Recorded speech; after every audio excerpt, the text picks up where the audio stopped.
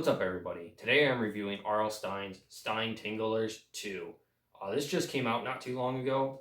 I pre-ordered it online from a bookstore, and I actually got a signed copy, which is really cool. And I just finished reading it like 2 or 3 days ago, I think. And yeah, I'm just going to talk about the stories in here a little bit and then do a ranking of the 10 short stories in here from least favorite to favorite. I won't go into a lot of detail with these because they're pretty short stories, but I'll tell you a little bit about each one and then do my ranking at the end. So the first story in here is called Lucky Me, and I have my notes down here if I keep glancing down with my ratings and what I thought about the stories and such. But the first story in here is called Lucky Me, and it's one of R.L. Stine's superstition, luck-based stories, and I tend to like those for the most part.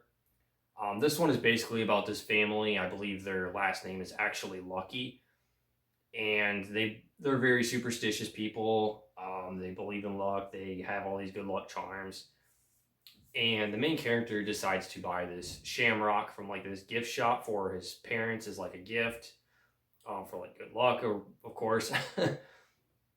And at first, it seems to be working and providing them with good luck, but then bad things start to happen. And of course, there is this question about whether or not this shamrock is good luck or is it actually bad luck? Is it cursed? What's going on? These bad things start happening and worse things start happening. And yeah, I won't talk about that one anymore. I don't want to give any spoilers for any of these stories again. I'm just going to kind of run through them briefly about the title of each one and what it's about a little bit. The next story in here is called Lost and Found, and this one is about couple of kids that go on a trip to the zoo, and they get lost in the zoo and they encounter some creatures, or I don't know, fantasy, fairy tale type creatures. I don't want to give it away. And some things happen when they encounter these creatures, and they may or may not have to fight and run for their lives. And yeah, there's that one. The third story in here is called Mind Blowers. And this one is basically a body swapping type story.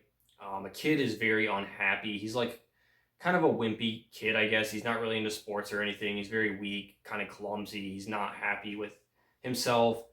And, he wishes he was somebody else. And he's goes to this place called the Mind Blowers, where he's able to swap bodies with this other kid, or swap, I guess their minds swap bodies or whatever. I don't know. And this other kid is the complete opposite of the main character. He's this big athletic kid, and he wants to take a break from his life. He's sick of sports and all of the pressure that come with that and everything. So they decide to swap bodies. So yeah, there's that one. The next story is called The Stopwatch, and this one is basically about a stopwatch that freezes time, I guess. It's like a magical stopwatch. It's very reminiscent to another story that was in the first Stinetinglers book, that had a very similar premise about a kid that was trapped in time. This one's a little bit different, but kind of similar to that. Let's see. The next story in here is called Kids Rule. And this one is basically about this mirror. R.L. Stine has written a few stories about mirrors.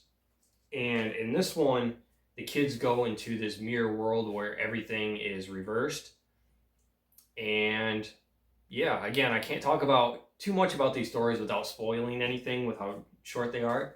The next one is called Spider Salad. And this one is basically Go Eat Worms, but with spiders. The main character is terrified of spiders, and his friends and different people are pranking them with them and just scaring them to get a kick out of it. And yeah, it's basically Go Eat Worms with spiders. The next story in here is called Ghost in the Wall, and this one is basically a pretty basic haunted house, haunting type story about this kid that moves into this new house, and he's very, very superstitious, believes in ghosts, that kind of thing. Nobody else believes them. They kind of make fun of him for believing in that kind of thing. But he has reason to believe that there is a ghost that's haunting him, that's not just in this new house, but that it followed him from, I think, the previous house or something of that nature, if I remember correctly. And yeah, he believes he's being haunted by this ghost. And of course, no one will listen to him or help him, so he's kind of just on his own. And yeah, then the next story is called The Thief. This one is about this kid whose mom is a scientist or something like that, and they go to the beach to watch like the turtles hatch, the eggs hatch, and then the baby turtles go out to the ocean. And the kid decides to take one of the eggs, and he takes one of the eggs home. It ends up hatching. It may or may not be a turtle. It may or may not be something else entirely. And then, of course, there are dire consequences to him having stolen that particular egg that he did. So, yeah, there's that one. The next story in here is called The Bad Birthday Party. And The Bad Birthday Party, what is this one even about? I already forget. Okay, I think I remember now. So, The Bad Birthday Party is basically about this kid that doesn't really have any friends. He's kind of shy. He wants to make friends, and nobody really wants anything to do with him. He's just kind of socially awkward, I guess. And he decides to get revenge, kind of, on these kids that are like not exactly being mean to him, but just kind of ignoring him and giving him the cold shoulder. And so he just comes up with this plot to kind of get revenge on them. And yeah, there's that one. Again, I'm remaining kind of vague on these, but. And then the very last story in here is called The Claw Machine. And this one is basically about this like circus, carnival type setting that this kid lives in with his dad. And they get this new claw machine in. And it's not just an ordinary claw machine. It's kind of a magical claw machine, I guess. Things happen with it. So, yeah, there's that one. That's all 10 stories in here. And what I like about these Stinetinglers books is that with each story, R.L. Stine opens up with a very brief introduction telling where he got his idea for the story at. They're very short, like 1 to 2 pages long. But some of them are kind of interesting, and like this first one, Lucky Me, his idea for this story, according to R.L. Stine, stems back to his childhood. He says, "When I was a kid, a lot of people carried around a rabbit's foot on a little chain for good luck. I don't know how a rabbit's foot could bring good luck. It certainly wasn't lucky for the rabbit. My brother Bill had a rabbit's foot that he carried in his pocket at all times. He really believed it was a good luck charm. One day I decided to play a mean trick on Bill. I took his rabbit's foot and I hid it under a pile of clothes in the bottom dresser drawer. The next morning he looked everywhere for it. He was very upset that he had to go to school without the rabbit's foot. That afternoon he fell in a hole in the playground and broke his wrist. I felt terrible. I knew it was all my fault. I stuffed the rabbit's foot back in his jeans when he wasn't looking, but of course it was too late. I never forgot that unlucky trick I played on Bill, and I thought of it when I wrote this story." So yeah, I thought that bit was kind of interesting, and it kind of makes sense why R.L. Stine is kind of fascinated with, I guess, superstition in a way, and writes a lot of like luck-based stories, sort of. So yeah, every story has a just short, like 1 to 2 page introduction about it, and then there's also just a really small like illustration too for each story, which is kind of cool. Again, just a smaller illustration. They're not like super detailed or anything, but yeah, so it's kind of cool. And I love these hardcovers too. I love the cover of this book. And these hardcovers are just such nice, like high quality hardcovers. I don't know what it is about these, but I just really like them. But yeah, anyway, let's jump to the ranking. I know that's what you guys want to hear anyways. Which stories were my least favorite and my favorite of this book. So, going from worst to best, as we usually do, coming in at my least favorite story in this book, we have Spider Salad. I gave this one a 2 out of 5 stars. This one, like I said, is pretty much Go Eat Worms, but with spiders. And I just did not really like it at all. I really feel like this is just the weakest story in this book. I would even go so far as to say it's bad. Fortunately, I think it's the only story in here I would actually say is bad.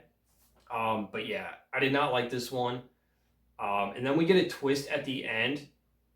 The kid, basically, the main character, after being terrified by his friends with the different spider pranks and such, he decides to get revenge. And there's a little twist at the end um, that kind of ties into his revenge plot.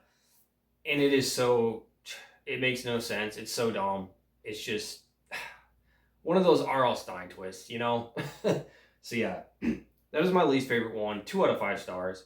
I didn't quite give it a 1 because I read a lot worse. It could have been worse, but yeah, it wasn't good. So 2 out of 5 stars for Spider Salad. All right, coming in at number 9. This one isn't really much better. This one, along with the next couple of stories I'm going to mention, are kind of in the meh territory. Um, but yeah, coming in at number 9 is Mind Blowers. Now, Mind Blowers, like I said, is kind of just like a body swapping type story. It's basically about this kid who's unhappy, discontent with his life. He wants to, live the life of somebody else for a change. So he and this kid swap bodies. And then he is, of course, forced to play all these sports and things that the kid with the athletic body normally does. But of course, because their brains are swapped, that doesn't mean the kid automatically knows how to be really good at football or basketball or whatever. So he ends up having a lot of trouble. Things don't work out as planned. And he realizes that it's best just to be in his own body. So it's supposed to be like a nice little message there. It's not really anything we haven't seen before. And then, of course, we get a twist at the end of this one as well. That was very predictable. I knew it was coming before. I knew it was coming from a mile away before we even got to the twist. And yeah, this one was just kind of meh. I give this one a 2.25, so not much better than Spider Salad, but a little bit more tolerable. All right, so coming in at number 8, we have The Thief. This one I also gave a 2.25, kind of in the meh territory. And in this one, yeah, the kid basically steals this turtle egg, and something else hatches out of it that's not a turtle. And it sounds like kind of a cool idea. But I don't remember what it was exactly about the story, but I just did not really get into this one either. And this one also goes in some directions that just doesn't really make much sense. And then like the big final act and the twist ending, it just didn't do it for me. I did not really care for this one. Wasn't horrible, but it was just whatever. So yeah. Coming in at number 7, we have The Bad Birthday Party. Now, The Bad Birthday Party is just another one that feels kind of meh. It's just whatever to me. It's not bad. It's not good. This one I gave a 2.5 out of 5 stars, so I guess it's a slight step up from the last couple. But yeah, it's basically about this kid that feels bad for himself and nobody likes him. It reminds me of the character from Curse of Camp Cold Lake, honestly. Not nearly to the degree of that character from Curse of Camp Cold Lake, not as bad. But they're like feeling bad about themselves. They can't make friends with anybody. And apparently that's good enough reason to get revenge on them just because they don't like you.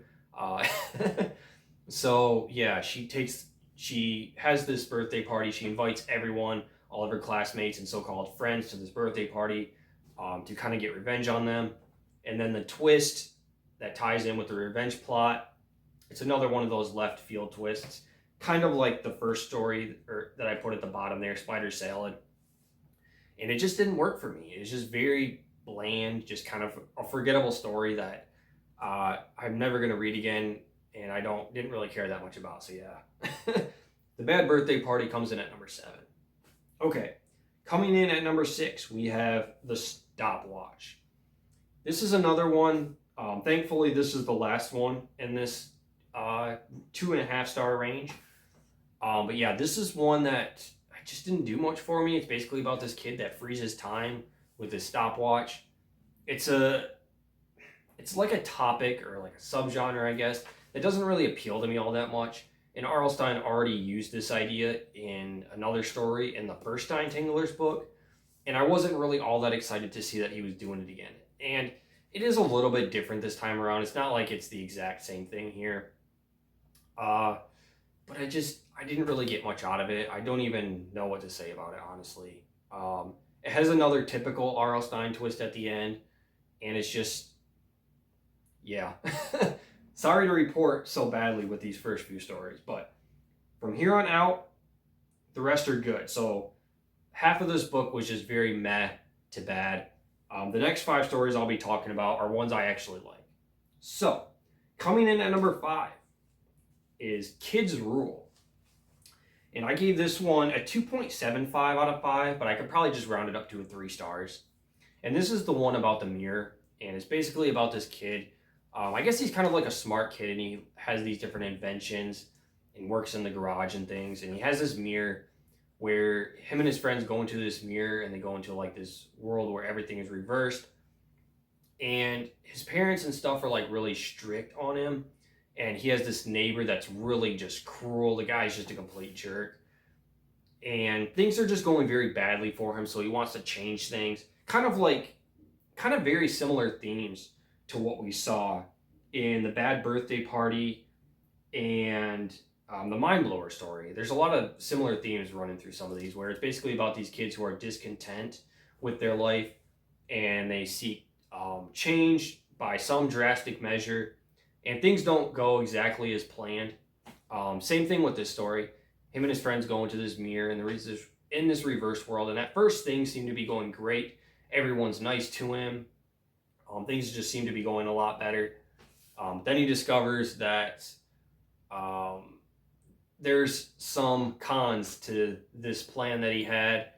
Some things kind of backfire on him, and I like this one pretty decent. This one was pretty decent for the most part. I like the first half of it. This one has some really nice humor in the story. I kind of like the comedy this one had. It's kind of like a fun little sci-fi comedy type story. What I didn't like about it is the way in which things sort of backfire for him and how they return to their real world. Kind of, again, there's a little twist there. They may or may not be stuck in the reverse world, but yeah, just a few things I didn't really like about it. But overall, it was just a fine, decent story, like a 3 out of 5 stars. So yeah, Kids Rule comes in at number 5. Okay, coming in at number 4, and this one's pretty much tied with the previous one in terms of rating. I also gave it a 2.75 at first, but honestly, I could just round it up to a 3 stars. And while this one is just a very basic, like haunted house, ghost type story where this kid moves into this new house and there's this ghost haunting him, very basic, kind of generic, but I did like the way that this one was written. It felt kind of effective, and I do remember feeling just like a little bit creeped out almost. Like, I just feel like this one was kind of well written. I just enjoyed this one, even though it's just kind of a basic haunting type story. There was something about it I liked, and I kind of liked the way things slowly progressed through this story and the final act. And the twist ending leaves off a little bit ambiguous, and there is, of course, some implications there that don't really make sense, I guess. It's another one of those Arlstein twists, but it's not as bad as some of the twists in the previous stories that I mentioned. So, again, it's hard to talk about these too much without giving anything away, and I'm trying not to do any spoilers, so yeah. That was another, like, 3-star one. It was fine. It was decent. Ghost in the Wall comes in at number 4. Okay, coming in at number 3, we have Claw Machine. I initially gave this one a 3 out of 5 stars as well, but in hindsight, based on some of these other stories, I decided to bump this one up a little bit. So probably like a 3.25, maybe a 3.5. I don't know, probably like a 3.25 out of 5. And this was, to me, the most unique idea out of these stories in this book. This one just felt kind of fresh, very fun. Not exactly scary or horror or anything. That was something else I forgot to mention. Is this book in general isn't really that horror based. The stories in the first one were more horror, I guess. This one is more like sci-fi, a little bit of fantasy, some comedy here and there. This one doesn't really have as much horror to it. But anyway, I just like the idea of this claw machine. This was a fun story. It's basically about these kids who start playing with this new claw machine they get in at this, I forget if it's a carnival or a circus. But yeah, they start playing it to like test it out. And of course, some things happen with this claw machine. I can't talk about it without spoiling it. But this was just a fun story. I don't really know what else to say about it. I really like this one, which is why I put it at number 3. Coming in at number 2, we have the very first story of this book, Lucky Me. And like I mentioned, I normally really like the superstition and luck based type stories. I don't know why, it just fits my taste, I guess. But this one I didn't love quite all that much. It was still good, still decent, which is why I have it at number 2. I gave it about the same rating as Claw Machine. And the things I don't think I really quite liked about it is the luck stuff and some of like the bad things that happen is just laid on a little bit too heavy. It's some of the things that happen is just crazy. Like things escalate very quickly. The things that happen is just like, whoa, like that came out of nowhere. Like that's a lot all at once. And it's a little bit too much with it, I think. Um, but I do like how this story doesn't really focus just on the luck and the superstition, but it's more of the psychological aspect of it and the characters and how they perceive it and how the main character starts to doubt whether or not luck is even real, these lucky charms even do anything, or if it's just their imagination. And I like how that's kind of observed in the story. Um, that's what I really appreciated about it, I think. And then it also sort of ties into the twist as well, and then the ending of the story. So yeah, that's what I liked about it and didn't like. But yeah, Lucky Me comes in at number 2. Again, kind of the same, interchangeable with Claw Machine for me, like a 3.25 out of 5. So those ones were both good. All right, and then my number 1 favorite story in Stinetinglers 2, and this is the only story in this book that I would consider very good / great. I gave this one a solid 4 out of 5 stars. I didn't quite love it. It wasn't perfect, but I definitely enjoyed it. Heads and shoulders above the rest of the stories in here. So, my number 1 story in Stinetinglers 2 is Lost and Found, and that is the second story in this book. In Lost and Found, our characters go to a zoo on like a class trip, and they end up getting lost in the zoo. They accidentally end up in like the gazelle enclosure, and they have to run from the gazelles. It's like a stampede. They're trying to figure out where to go. Their class is nowhere in sight. And while they're wandering through the zoo, minor spoilers, I guess. I'm going to talk about this story a little bit more because I really enjoyed this one. I'm not going to tell you exactly what happens, but I'm going to tell you a little bit. So, on the Lost and Found story is the story that is depicted on the cover of the book here. And at first, when I started reading this, I didn't know if this cover was going to have anything to do with any of the stories, because if I remember correctly, the first Stinetinglers book, I don't think that cover had anything to do with any of the stories in that one, at least from what I remember. I could be wrong. But yeah, so what these little creatures are that you see on the cover, the characters encounter in Lost and Found. And I'm just going to say, this is R.L. Stine's best lawn gnome type story. They're not exactly lawn gnomes, but close. Basically, this lawn gnomes. And this story is leagues better than Revenge of the Lawn Gnomes or Planet of the Lawn Gnomes. This story was a lot of fun. It reminded me a lot of like a fantasy, like fairy tale type story with kind of like a darker vibe to it, which is I think is what I really liked about it. It's something different. It's not something R.L. Stine has done a lot. And that's what I look for, I think, because I've read so much by him at this point, that the stories that are different kind of stand out more, are the ones I tend to enjoy and appreciate more.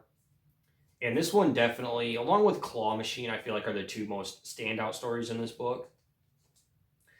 And yeah, when they encounter these lawn gnomes, some bad things happen. The lawn gnomes have ill intentions. I won't say what exactly, but it does get pretty dark, what the lawn gnomes plan to do with them. And I really enjoyed that aspect of it.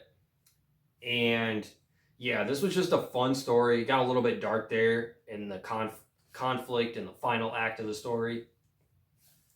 I do wish this story would have had a little bit more breathing room. It does seem a little bit too easy, the resolution of the story, how the characters fight back, escape, kind of. It felt a little bit too convenient and easy, but again, these stories are only like 10 to 20 pages long each, so I understand he doesn't have a lot of room to work with. But just the idea and the concept alone, I really enjoyed the story. And this is also, I think, like the only story in this book that didn't really have a big left field twist in it, honestly. So it had a fine, satisfying ending. The ending wasn't like perfect, it didn't wrap up in this nice conclusion, but there wasn't some big annoying twist in it that didn't make sense or anything like that. So the ending was just fine. So overall, this Lost and Found story was pretty good. I really didn't have any major flaws with it, other than it could have had a little bit more breathing room. I would have liked to see some more action with the lawn gnome type creatures. And yeah, I gave that one a 4 out of 5 stars, and it is hands down my favorite story in this book. So that is my ranking of the stories in Stinetinglers 2. Overall, this book was just kind of okay, I guess. Similar to the first one, I wasn't a big fan of the first Stinetinglers book either. I think I gave that book like a two something star rating for the entire book. This one, probably about the same, probably like a 2.5 or maybe a 3 out of 5 star. A lot of the stories in here are just kind of forgettable. Even as I was starting to do this review, I'm already forgetting some of the details of the stories. The only ones that are really going to stick out to me that I remember is Lost and Found and probably the Claw Machine one. The rest of the stories are just kind of whatever. They're not terrible, but they're not great either. They just exist. So yeah, that's my review of Stinetinglers 2. Have you guys read this book? If you have, let me know what your favorite stories are in it down in the comments below. I would love to hear your thoughts. And that is all I have for today, guys. So thanks for watching. Peace.